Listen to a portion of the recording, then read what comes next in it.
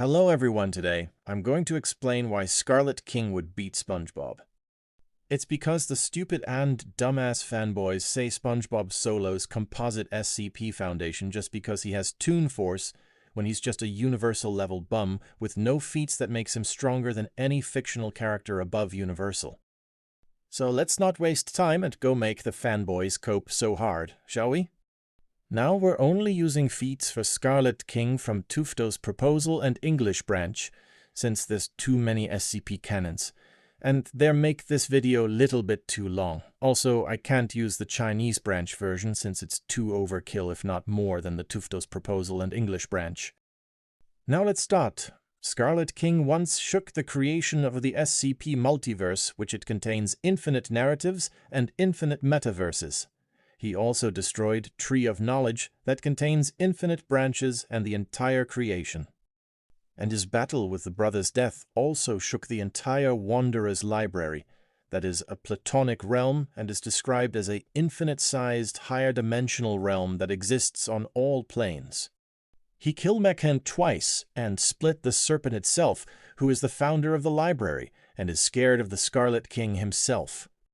And in the Tufto's Proposal version, he's a living concept that embodies the boundaries and conflict between pre-modernity and modernity, which it means the more advanced and modern humans go, the more powerful Scarlet King becomes. He's capable of countering the universal narrative and multiple narratives, as well as consuming everything except the story itself. He also scales to the perisphere, that is the infinitely complicated story that the rest of the reality imitated and has set of all possible stories conceivable by humans within a given timeline, which is referred to physical modal realism. And what's crazy is that every canon corresponds to, and if we use Plachholder's model as a whole, then each country branch has its own universal narrative, but is not necessarily limited to it. A baseline universal narrative is stated to encompass the noosphere, that is a collective consciousness and collective unconsciousness. The noosphere is also a non-physical sphere that all concepts, thoughts, and mimetic phenomena that humans can experience. It's also established to be the worlds of forms, comprised of ideal platonic forms, which cast shadows in reality, and which exist beyond any measure of dimensionality. It functions on Carl Jung's collective unconscious as well as Plato's theory of forms.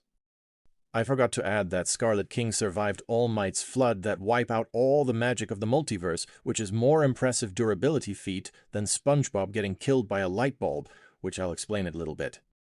And last of all, Scarlet King also counted SCP-4755, which is SCP Foundation's omnipotence by all human conception of containment procedure.